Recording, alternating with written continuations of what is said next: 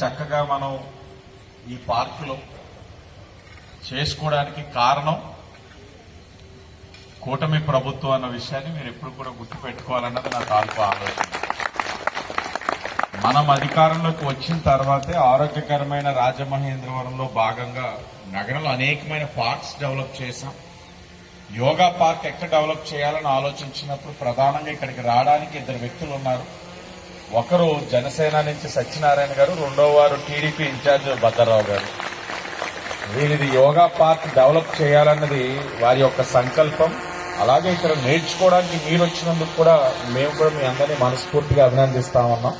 మీరే కాదు, ఆ చిన్నపిల్లలను కూడా తీసుకొస్తున్నారు. ఇదే గౌరవ ప్రధాని నరేంద్ర మోడీ గారి ఆలోచన.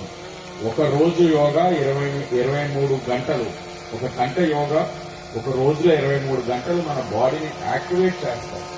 ఇది వ్యాయామం కాదు, ఇది శరీరాన్ని, మనసుని, ఆత్మని ఏకం చేయడంలోని భాగం. ఇది మన సంపద భారతదేశానికి.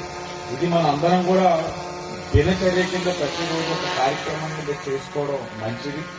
అలాగే వర్షం వచ్చినా ఎండ వచ్చినా మీకు ఏ ఇబ్బంది కలగకుండా మీరు అడిగిన కోరికకి ఈ రోజున ఆ షెడ్ ఏదైతే నా భవానీ చారిటబుల్ ట్రస్ట్ నుంచి మీకు వేస్తున్నామో ఈ రోజు ఎంత ఉపయోగపడ్డాదని నాకు అర్థమైంది. ఆ రోజు మీకు మాట ఇస్తున్నప్పుడు ఒకంత అనుకున్నాను, ఏంటి షెడ్ అంతా అడుగుతున్నారేంటి, ఓపెన్ టు స్కై అయితే బాగుంటుంది ఇలాంటి పచ్చదనంలో అనుకున్నాం. కానీ ఇలా వర్షాలు పడినా ఎండలు వచ్చినా దానికి ఒక విలువ ఏంటన్నది ఇప్పుడు తెలుస్తా ఉంది.